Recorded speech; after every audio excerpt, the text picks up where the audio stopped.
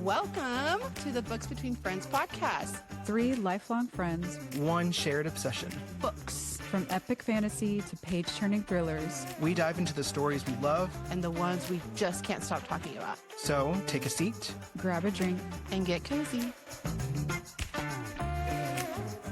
All right, book friends, welcome back. Speaking of cozy, what is making you feel cozy these days?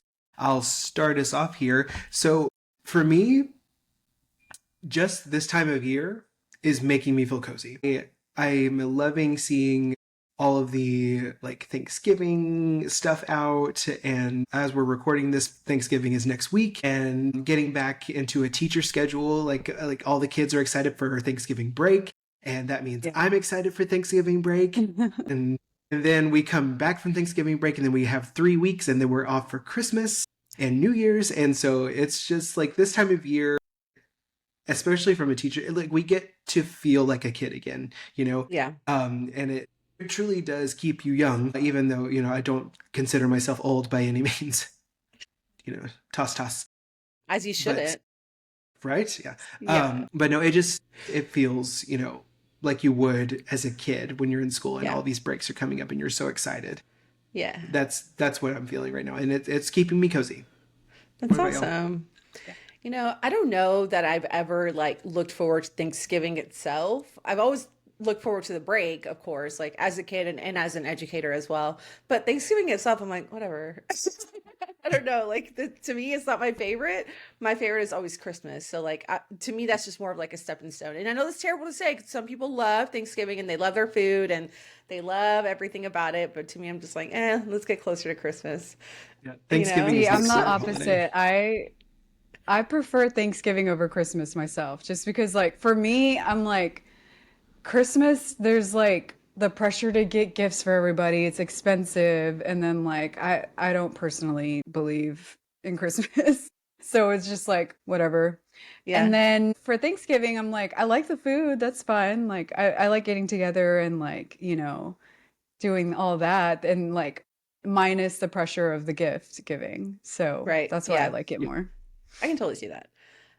So what's kept me cozy this past week is I'm kind of in the middle, and I've kind of already mentioned this before, but I'm in the middle of writing my chapters because I'm still collecting data for my research.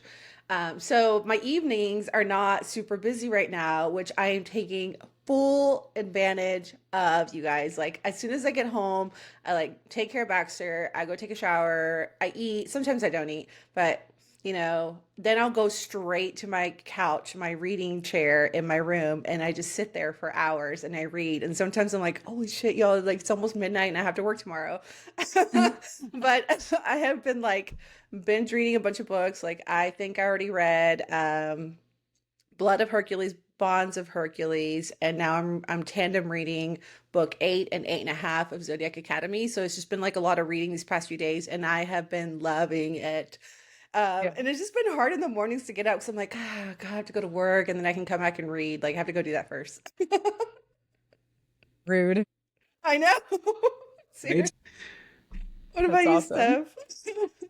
Okay, so you may or may not hear it in my voice, but I am getting over a cold currently. I'm much better now, but last week I was at death's doorstep. It was awful.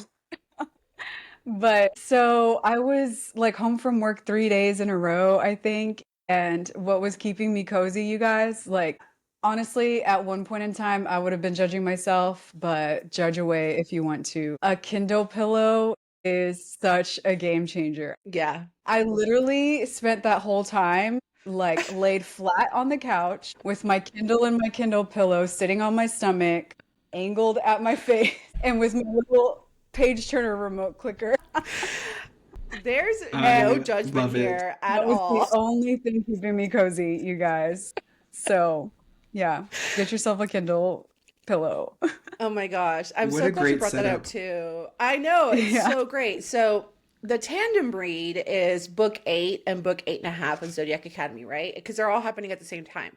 So what I did was, because the print on book 8 is super tiny because it's so big and there's so much, I put that one on my Kindle. So I have my Kindle pillow on my chair as well. So I'm laid out on my chair with my pillow, reading book 8. And then when it's time to switch over to book 8.5, I have it next to me. So I'm like, okay, read this. Yeah. Okay, switch over to Kindle. Read this. Switch it over to Kindle. Like, it's amazing. Yeah. I love it. No, yeah. Love it. Love it. Totally worth it. I need to get on this Kindle pillow craze because I do not have one. Yes. And you have to have the page turner. I have the page turner. Yeah. Okay, Okay, perfect. okay. Yeah. Then, yeah, So all then you you need is the you clock, put your Kindle on the pillow and you can like set it wherever and just Okay. click away. Cool. Literally, it's I need so to. amazing. I need to get on it. You really don't even have to do anything. Like, you're just laying out like. It's perfect. Yeah. I could just great. picture both of you just like. No, literally. Okay, book friends, we are so excited to dive into part 2 of our discussion on The House in the Cerulean Sea by TJ Klune. But before we get started, I am going to pass it over to Jen real quick for some spoiler warnings and a quick shout out. Yeah, so before we get started, guys, I just want to give you a quick spoiler warning. If you're listening to this episode, we are assuming that you have read the first 10 chapters of the book because there are going to be some spoilers throughout our discussion today.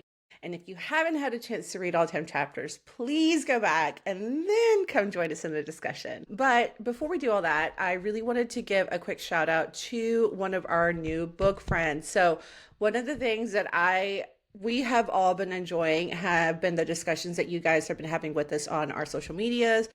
We love it. We love hearing your thoughts. We love hearing what you guys think of like the different characters we talk about. And so we want to give a shout out to Lizetta Stone on Instagram. We have been enjoying our book chat with you on Blood Over Bright Haven. We're so glad that you enjoyed the book and tuned into our episodes. And thank you so much for sharing your thoughts with us. We also love Sayana. We also love this book, and we also wanted more for the Quen. So we definitely agree with you on that one. And if you've been loving our book chats, we would really appreciate it if you left us a quick review on Apple Podcasts. It really helps more book lovers find us, and it keeps our little community growing. Plus, we just love hearing what you think, and we would love to give you a shout out on our next episode. Thanks, Lizetta Stone. So we are going to go ahead and jump in, but before we get to our 3, 2, 1, I am going to give us a little bit of a summary over what we've read so far, so that way our discussion makes sense, so we have some context. As Linus settles into life on Marsyas Island, however we want to say it, he begins to see both the chaos and the comfort of this unusual home that's been made. Lucy keeps trying to unsettle him with dramatic Antichrist antics, but Arthur Parnassus quickly shuts that down and continues to welcome Linus with calm, steady kindness, and let's face it, Linus needs that. At dinner, Linus gets his first real glimpse of the family's dynamic. It's messy, it's loud, loving, and entirely themselves. It's here that Miss Chapel-White tells him, home is where we get to be who we are, and I love that sentiment, and so does Linus. It lingers with him a bit. Arthur later shows Linus the children's rooms, and he opens up about their past. Chauncey was once told he was a monster. Sal has been shuffled through 11 orphanages. Each child has been classified by the world in ways that limit their futures. Arthur refuses to believe they are defined by these labels and says a person is more than where they come from. Linus begins his official reporting while observing daily lessons, creative, heartfelt sessions where the kids tell stories, read their writing, or dramatically predict the end of the world in Lucy's case. But the outside world's hostility quickly becomes clear when Zoe shows Linus a raft carrying a hateful message from the mainland. It says, "We don't want your kind here." Linus proposes a simple reply, "No thank you." Linus continues building trust with the children, even sitting in on Lucy's philosophical session about resisting the spiders in his brain. Arthur admits he keeps the children on the island to protect them from a world not ready for them, and reveals that a previous caseworker had once been tempted to stay. A trip to the mainland reinforces the prejudice magical beings face. Linus and Zoe endure rude clerks, unfair pricing, and open bigotry. Back on the island, the children stage an explorer adventure through the woods, complete with costumes, monsters, and a dramatic quest to rescue Arthur. It's playful, but it also shows how much they depend on Linus in this situation, and how much he's starting to care in return. The adventure ends at Zoe's home, where she and Fee share a quiet moment of sprite wisdom. When Linus reveals he keeps sunflowers at home for color and life, Fee gives him a bright yellow blossom. She conjures herself, naming it Linus. By the end of chapter 10, Linus is no longer just observing this island family. He's becoming part of it. And that's so sweet. I freaking love this book so much. It's so good. So that does take us into our 3, 2, 1. We have 3 things that stuck out, 2 character moments, and 1 prediction or theory, or in my case, it's a question I'm going to ask the 2 of you. So just a reminder, since I have read this before, I'm going to open the floor to you 2 first, and then I'll chime in with what I have to say. So 3 things that stuck out, going your way. So as you see, I wrote a lot because moments with every character, but I do try my best to summarize. But these are just more for me, so I know what I'm going to talk about. So the first thing that stuck out to me, their dinner conversation. I thought that I really love the way that Arthur gives each one an opportunity to just really share something that they learned from their day. It gives them that safe space to open up and connect with each other before eating, obviously.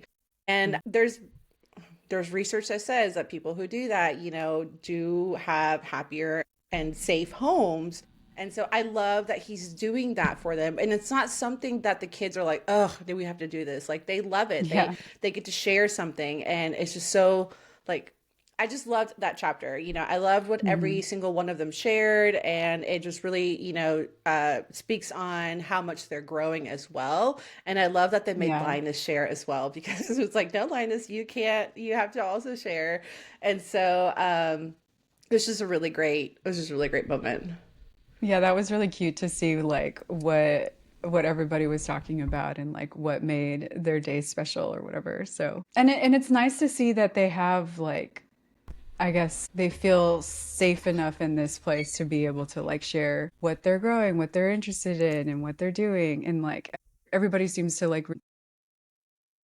what's the word? They actually care about, they're all interacting with what they're talking about, and it's really sweet, and it's nice to know that there's actual research behind a practice like this. I've heard of people doing this before, and you hear about it being good for you, but I wonder if Arthur has any background in, I don't know, teaching or something like that, because he seems to be very knowledgeable about ways to go about helping these kids grow and learn and become themselves and figure out what their interests are and that stuff, that's, I know it comes naturally to some people, but it's also something that people actually study and learn about. It's very perceptive. How I think it just comes natural to him. He's just very perceptive, and then we really haven't learned a lot about Arthur also just yet to know where he is getting a lot of this stuff from. So I'm hoping that in the next 5 chapters, we'll definitely learn more about him. Yeah. Yeah, I mean, if anything, it just shows how serious he takes his job. Definitely. He wants really to provide such a stable environment for them. Yeah. And which I love to see. It's nuances like that are written into each character that make it so cozy. And I love that because I mean, I grew up where my mom would ask me every day after school, she was like, tell me 3 things you learned today, and it was it reminded me of this type of situation where they're all at the dinner table. And so just things like that, something that's consistent, that is stable, it does go to show just how much he does care, like you were saying. Yeah. Right. Yeah. So that was the first thing that really stuck out to me. The second thing was the conversation between Arthur and Linus. So in our first episode, I mentioned that I wanted to know what happened to these orphanages, what happened to the kids after they closed down some of these orphanages. And we kind of got a little bit more here. And so when Arthur and Linus were talking and they were visiting the children's bedrooms, Linus started thinking about the schools that were formed before the orphanages. And he mentioned the department in charge of registration was born from the need to safeguard those who are extraordinary. At the beginning, children had been ripped from their homes and put into schools. Though that was something of a misnomer, they were all but prisons. And though there were no bars on the windows, dichotomy has been created as a way to placate the cries of those who protested such treatment. So basically, these are prisons that they're being put into. They're not really schools, but whenever an orphanage gets shut down, the kids get sent to these schools, correct? That's what happens? Okay. Yeah, that's what it seems like. Okay. And like during this conversation, Arthur was trying to push Linus, trying to push his beliefs, right? And like asked him if he was ever curious as to what happens to the children after they got shut down. And Linus got really upset and he was just very defensive. And he fired back and was like, that he can't be curious, because it does him no good. And I'm like, come on, Linus, loosen up, dude. Right. Yeah. If you cared about the children as much as you say you do, then you would want to know if they're being placed in these schools, because you yourself are saying that they're like prisons, Right. Yeah. So And it's so sad to know that that even exists in this world. Because, like, why? These kids they're just kids, yeah. Why are we putting them in like essentially prisons? It kind of reminds me, I like to always think of parallels in the real world because, obviously a lot of literature is an examination of things that happen in the real world. Right. And it kind of reminds me of the way Native children were treated in our society. And down the line, later on, we come to find out that they weren't necessarily good for the kids. In fact, they were awful for the kids. And the way systems like that actually work to kind of erase certain cultures and backgrounds, and to a point where some of these heritages are extinct, so it's sad to see that it happens to children. Like that's kind of like the root of what a system like this goes for, and the most vulnerable part of a society or culture. It's so sad. Yeah. So the third thing is the spark that I'm starting to see between Arthur and Linus. Totally loving their conversations. I love this couple. I love how much they balance each other out. Like Arthur really wants to protect the children, give them a safe space to live in, helping them grow more confident in themselves, really pushing them more towards like that self-accepting, And he also pushes Linus in this way too. He pushes him to be more compassionate, more accepting, to go beyond the rules. And conversely, like Linus pushes Arthur to maybe not coddle the children so much, that they need to learn the hard reality of the world and how, they really need to be challenged. And I just love their little philosophical topics that they talk about. I love how it started off with Mr. Baker, Mr. Parnassus, and now it's Arthur and Linus, now they're calling each other by their first names. And so I'm starting to see that growth, that spark between them, loving it. I also thought it was super cute how Linus kept noticing all the butterflies in his stomach every time he thought about his smile, or like the color of his socks. He always has to mention the color of his socks. It's so fucking cute. And so one of the quotes that I'm just like, oh, here we go. When I read this, I was like, yep, they are totally into each other. Yeah. So there was a part where he goes, he was pleasantly surprised to find Mr. Parnassus standing on the porch of the guest house, looking windswept and warm in the afternoon sunlight, something that Linus was finding himself not only getting used to seeing, but rather looking forward to. And I was like, oh, Aww. Yeah. It is so so cute. freaking cute. I love them so much. Yeah. No, They I really love this. complement each other so much. It's so sweet to see them. Yeah. And Yes. and Yeah. like the way that Linus is slowly realizing his feelings for Arthur. And I think Arthur also is kind of like a little bit, what's the word? Not surprised, but like, yeah, it just caught him off guard maybe a little bit. And you're kind of seeing his feelings develop too. It's really cute. Yeah. Well, and I love what he said at the dinner table, because even Arthur was like, he learned that gifts come in all shapes and sizes when you least expect it. He's talking Yeah. about Linus, Aw. obviously. I was like, So sweet. So sweet. But I also love too that the fact that yes, this romance is here and it's starting to ignite and it's cute, but it's also in a way not the focus. It's not the Right. focus Yeah. of the book. Yeah. And Yeah. I find that incredibly refreshing to read, and really like it's, even though we're talking about fantasy, I appreciate the reality of that, because the kids are involved and it can't be Yeah. the focus. So Yeah. I think it's Yeah. great. Like every aspect of this book just hits the mark for me. yeah. Yeah. Yeah, all the It's done comments really and- well. Yeah, I was gonna say everything is just like thrown in there, and like you start picking it up the more you read, and just like, oh my God, I love this. Yeah, the way that Arthur smiles at him so much, I and know, that I Linus love it. always notices and likes his smile. So cute. So yeah, those were my three things that really stood out to me. Okay. So for my first thing that I wanted to point out, this came in chapter 7 when Arthur and Linus were talking about the schools. And Linus told Arthur that he was there to ensure the funding that he gets from Dicamy gets used properly. And Arthur responded, "Funding? Question mark.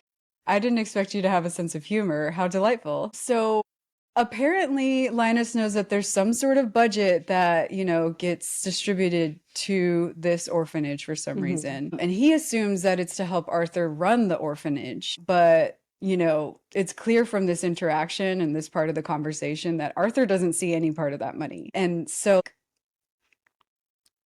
what the heck, that obviously we find out later that it's because Dicamy is paying the village to keep quiet about the orphanage. So let me see. I think that leads into my second part. So Yeah.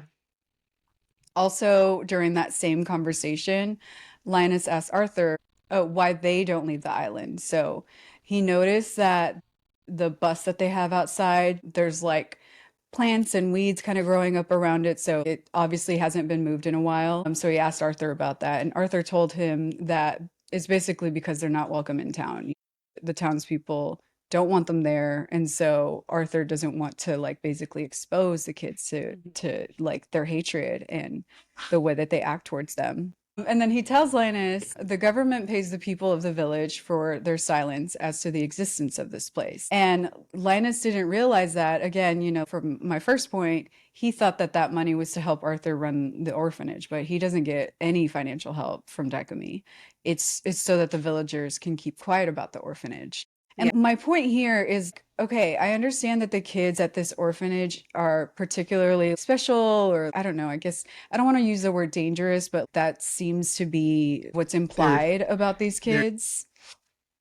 Yeah. They beat around the bush, but essentially they're implying that these are the most dangerous type of magical beings. But they're all just kids, Yeah. And I'm trying to understand, like, okay, I guess I get that. And I guess that because there is this prejudice against all magical beings, but I wonder if there's anything more behind this secrecy, Why pay a whole village to not talk about an orphanage that exists? What do you guys think? Yeah. I that definitely stood out to me too. Like the whole paying, like the government paying them off. Like what the fuck? Like, first of all, where is Arthur getting all this money to run the orphanage? I mean, I get that, Zoe helps a lot, and I'm sure she provides for a lot, right? So I get that a lot of it's coming from her, but we also talk about that fairy guy, the one that takes him across the boat. He has to pay them, and he keeps doubling the price. I'm like, well, where's this money coming from? If it's not coming from the government, because orphanages do get, they do get funding from governments whenever they take in kids and stuff like that. But here, so but they're not, how? yeah. And I was surprised by that too. My only guess is that because of Lucy, because who he is, right? Yeah. Like, that would be my Like guess. maybe that would cause some kind of uproar or something. Yeah, that would be my guess. But at the same time, he didn't come till later. And I'm sure that they've been paid off for a while. So I'm also it's just interesting to me. I'm like, what's behind that? Like, there's something more there. It's so strange because it makes me assume, like you said about Lucy with funding, it also makes me assume that the reason, like he's the only reason that they're having to pay the village off. Like it's because of him, because magical youth exist, period. So I would assume that like a sprite or a gnome, even though they're more rare, they still exist, and I wouldn't think that they would be too much of a issue, like too much of a a jump beyond belief for others to have to get used to. Right, exactly. So it's just interesting. And then my third thing that I wanted to point out, this came in chapter 9 when Arthur was telling Linus about when Mr. Werner was the caseworker for the orphanage. And he told Linus he was lovely and I thought he was going to stay, but then he changed. He was promoted. And Mr. Parnassus said quietly, first to supervisor, and then last I heard to extremely upper management. So clearly that's Mr. Werner, the handsome guy from extremely upper management. But I'm unclear here. Like, did they have like a romantic thing going on, similar to what's going on with Linus and Arthur right now. Yeah. And then like also what was their plan for Werner to stay? Was he going to remain a caseworker? Was he going to leave Dicamy? I'm just trying to understand exactly why he thought he was going to stay, you know? So from my understanding when I was reading this is why he has such a invested interest, is because like they used to be romantically involved. And maybe the whole like he was going to stay was he was probably going to give up his job to stay with him, to be with him, and maybe like raise the children together. That's what I got from reading that section, because I was like, oh, here we go. Here's the reveal. Here's how they're connected, you know? And so obviously sounds like it didn't work out. It sounds like he got promoted and left the island. And so now it's like awkward. Right. Yeah. Okay. I'm also wondering. That was kind of my first thought, but it wasn't clear.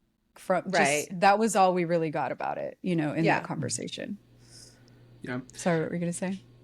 No, you're fine. I'm also wondering that because there is a second book to this. It's a duology. Oh, okay. And so I'm wondering if we get more of extremely upper management in general in the second one, because I feel like that's like if he's having to write reports this entire book, I feel like we're not going to get much exposure about them. Right. Like it's just the reporting back and forth.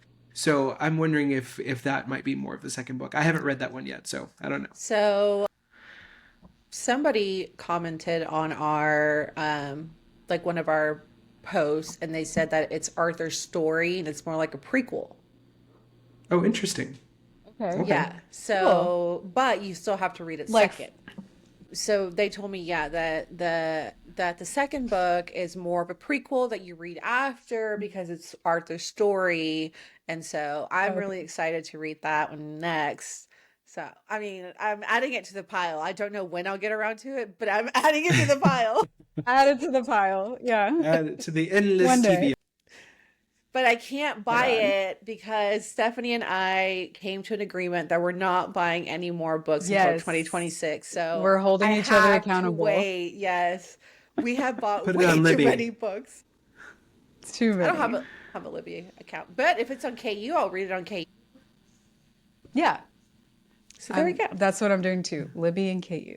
Yeah. And the freaking books that I have that I still need to read. I know. I need to read those too. Yeah, me too. Yeah. There's plenty of books to be read. So my three things are more, again, commentary. I love how Linus can be so sassy sometimes without meaning to be. Yeah. And he's just being very matter of fact and simple and to the point, but it can come across so incredibly and lovely, like sarcastic, and I love it. So the perfect example is when they get that hateful note from the mainland saying no one wants you here, basically, and he's please leave, or like not please but leave, get out, no one wants you here, and he's just writing this back, no thank you, which is a perfect response, honestly, perfect response. It's so perfect. It's so perfect. Yeah, it's like the best way to clap back at someone. He's like the perfect example of like kill them with kindness, but he doesn't hide the facts. Like he like really confronts things. So it's great. He has other sassy moments like that, which I'll bring up later. Yeah. Oh, yay. Okay, I can't wait to hear it. And I also love I'm about to get sappy. I really love the sentiment that the idea of what home is entirely depends on those in your life and how they have shaped you. Exactly. We get that in a couple of different ways. With Zoe saying home is where we get to be who we are. Like what a lovely sentiment, you know, like I shouldn't have to feel afraid when I'm at home. That is my ultimate safe space. Yeah. And then Arthur saying that a person is more than where they come from. And I feel like we see that a lot, you know, with Lucy at the moment. Yeah.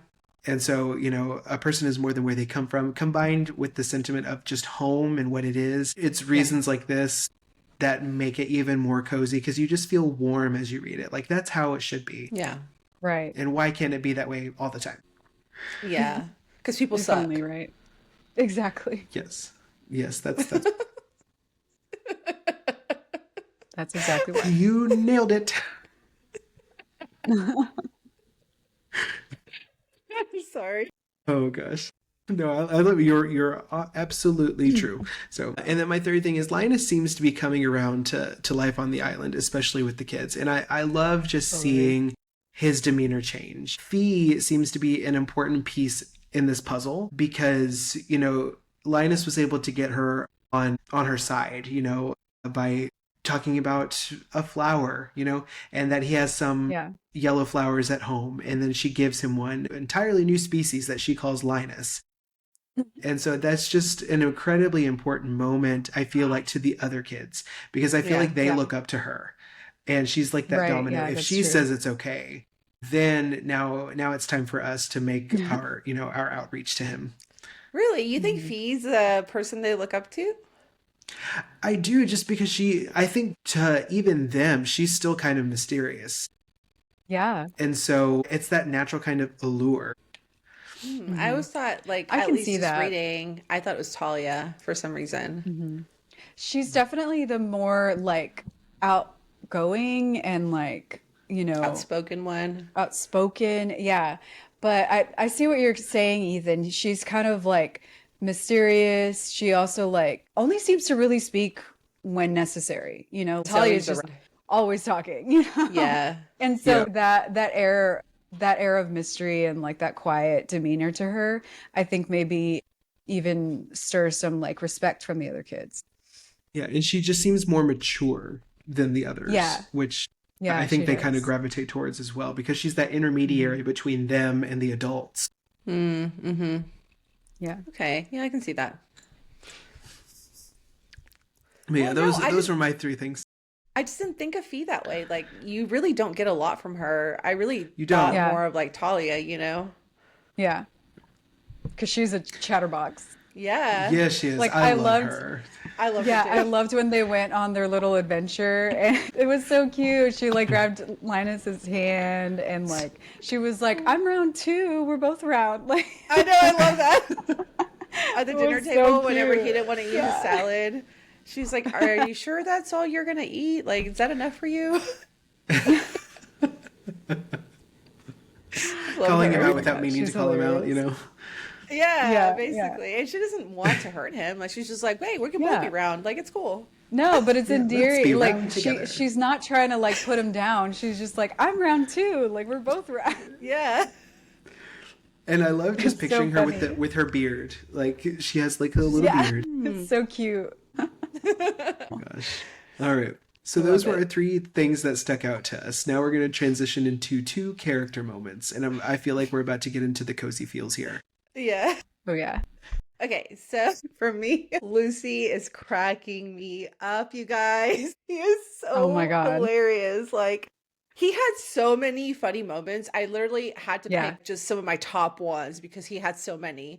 I was just like, oh my God, let me go back through each one of these chapters and figure out which one I want to pick Right. out. So the very first one had me almost on the floor laughing. So it was because it was so casual too. So they were at dinner and Lucy was talking to Linus. He was like, "Can I get you something to drink? Juice, perhaps tea, the blood of a baby born in a cemetery Oh my under a God. full moon." Died laughing. Oh my God. The way he's like, "Lucy." he's so deadpan about it too. I know. It's so good. So funny. And then somehow they got into a conversation asking Linus if he was married, and he was talking about his cat. Yeah. And he was like, "I like cats, but they don't like me. They worry I'll eat them. To be fair, I've never had one before, so I don't know if they're delicious or not. Is your wife delicious, Mr. Baker?" I love it. I love it. Like he just comes out of nowhere with it. He'll just be talking about something normal and then like boom. Just for it. So then the other one that made me laugh was whenever Lucy was showing Linus's room.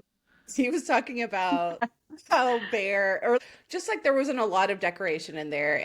And Lucy was like, "Well, I didn't get to put the severed heads that I really wanted to in my room." And Linus was like, "Severed heads?" Lucy goes, "Just representation of my enemies, the Pope,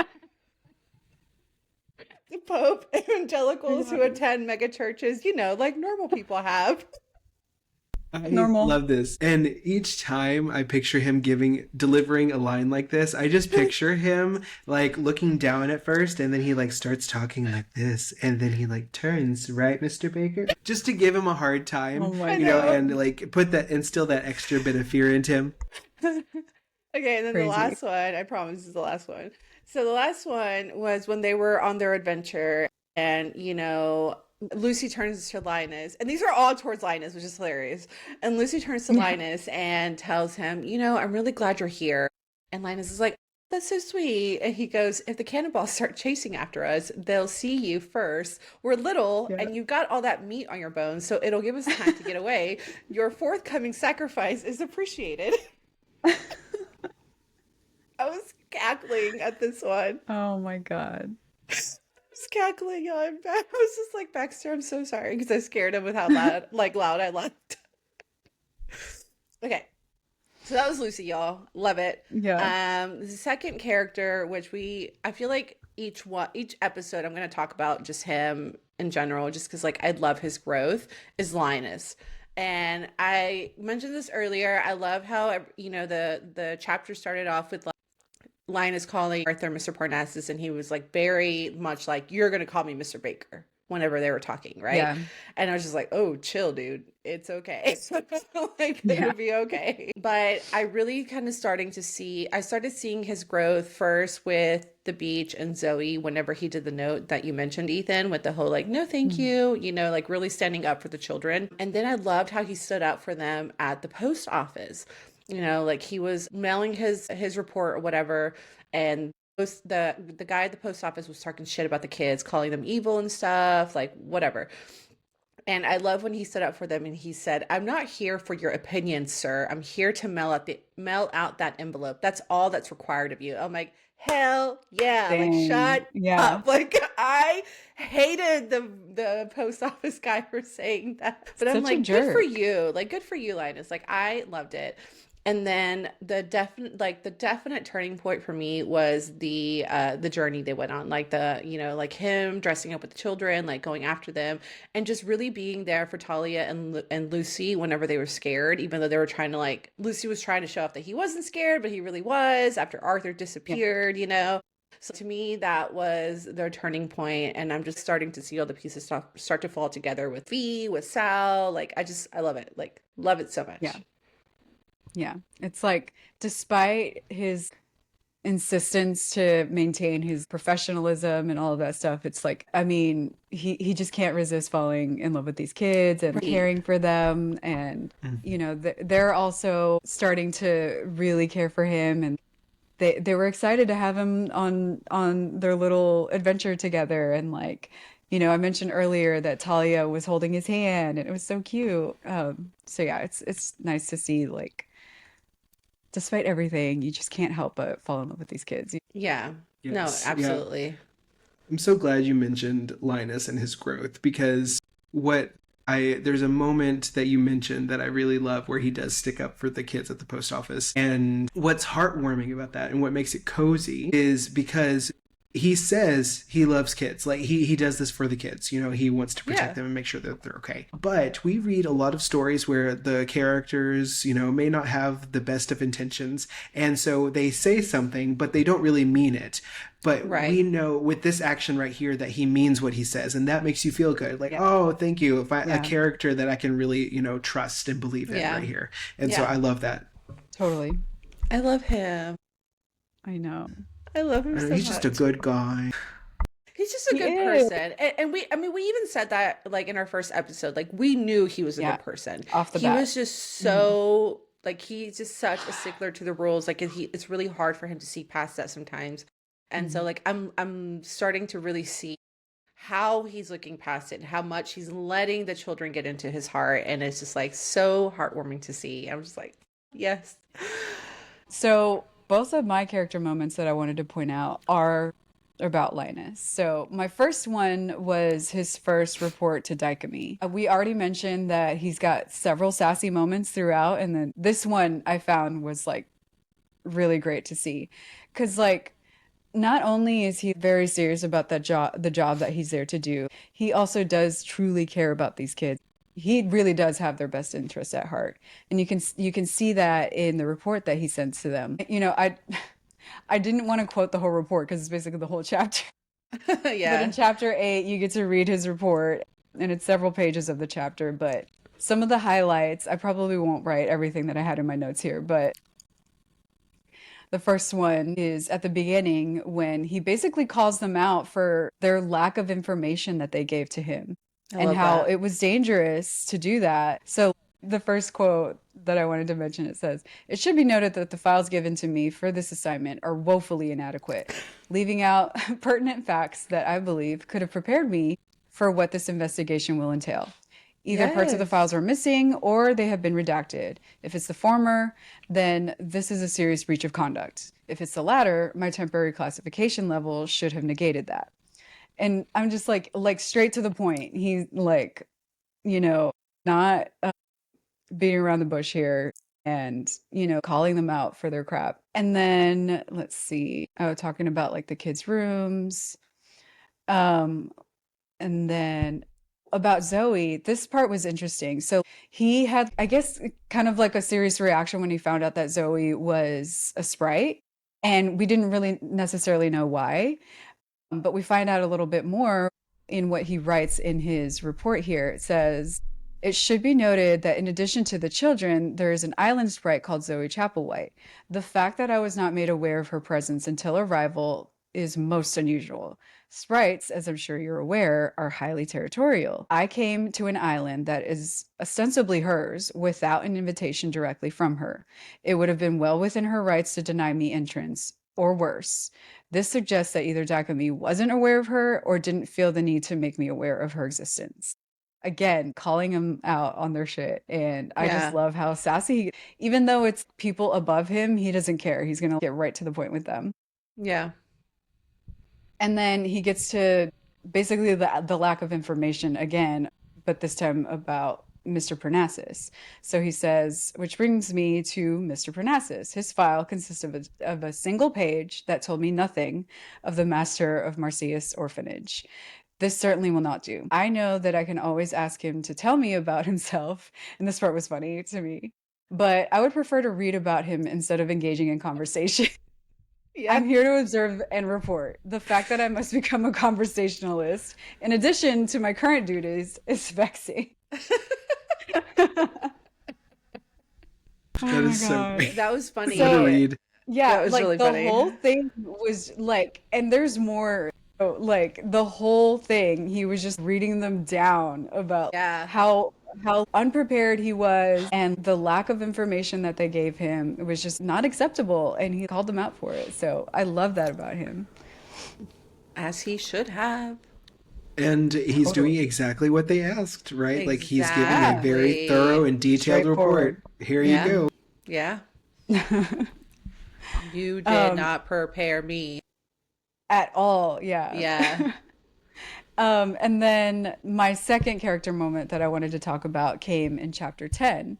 So this is when Zoe and Linus took the ferry back into town so that he could mail his report. Merle got into their face again about getting paid and that it's double. And I loved how he clapped So back at annoying. him. He got really sassy again. So he said, "Who's piloting the ferry?" Merle frowned at him. "These things can mostly handle themselves. Computers, wouldn't you know?" Linus said without thinking, "What's the point of you then?" Exactly. Like, why am I paying you Yeah. double then if you're not even doing the work? Yeah. Yeah. Like, Just this being an guy's such a asshole. jerk. And I then he gets know. in his face about it. I know. No need. No need. So yeah, those are my All two right. character moments. I love it. I love it. Linus, such a great guy. So my two character moments, the first one I said already is Fee when she gifts this new species of flower that she made especially for Linus, right? I feel like that's a huge moment as far as the kids, right? And their journey with Linus and his relationship with them. And this is going to be a huge tipping point. And then my second thing is the mainland, you know? If there's one thing I've noticed about myself, it is how quickly my temper can really flare up when disrespect and prejudice enter the picture. Yeah. I have a hard time controlling what I would say when normally that is not the case. People usually know me as cool, calm, and collected, but I have noticed that once disrespect and prejudice, once they enter the rings, I can really fly off the handle. And so I commend Linus here for playing it cool, calm, and collected. Like he was his straightforward self, to the point, and like, and it makes you think, as the other person on the other receiving end, like you got to think here. And so Yeah. I love Linus in this moment. Yeah, he's just the best. He really is. I love him. All right, so those were our 2 character moments, and now we're going to switch over to a 1 theory / prediction, and in my case, a question. So I'm going to kick it off over to y'all. Okay, so these are not like I'm having a hard time coming up with theories because I feel like a lot of Yeah. the ending is super predictable, right? But I want to adopt all the children. So one thing that I did notice was there was a comment that Arthur made to Linus about like the children being his, and Linus was like, "But they're not yours. They're your charges. Like you're just watching over them, right?" And like he made it very clear to him. And so obviously my prediction is that Arthur is going to end up adopting all 6 children at the end, just because it's being brought up. And I know this is where kind of that's going to, like, I kind of see that Yeah. coming, where that's going to be more of a thing because he really does take care of these children like they are his own. And so I can just kind of see that that's where the story's going to end, is him adopting all 6, which why shouldn't he? I want to adopt them, Yeah. So So cute. I love that idea. Well, I also don't have much of a theory or prediction here. Again, like, I don't really think that this is what the story is about. Like, it's clear kind of the direction that we're headed here. And like, at this point, obviously, it seems like Arthur and Linus are going to become an item. Like, I just want to point out, like, I'm so here for it. They're so cute Yeah, together, I love and I them. love So seeing that. cute. And yeah, the way that they both really care for the kids also just like warms my heart, because like they would be the perfect 2 people to like make sure that they are taken care of and they grow up to be great adults and, feel nurtured and cared for. And something that unfortunately Arthur didn't get to have in his childhood, and then currently Linus doesn't really seem to have anyone to go home to. So for both of them to get something out of that would be amazing too. I wish that we would get Arthur's point of view as to what he's thinking and feeling of Linus, because I love Yeah. seeing Linus's shyness coming out of it, like when he's thinking those things, right? Like I love seeing that, like, oh no, I definitely didn't just notice his smile, and like I definitely I definitely don't like the color of his socks, like definitely don't, because like that's how he's thinking, right? Like I definitely didn't Yeah. like love that about him, or like I'm definitely not looking forward to seeing him tomorrow, but really I am. It's so fucking cute. Yeah. Like I love it. Like, come on, don't kid yourself. You're Yeah. falling for him. Yes.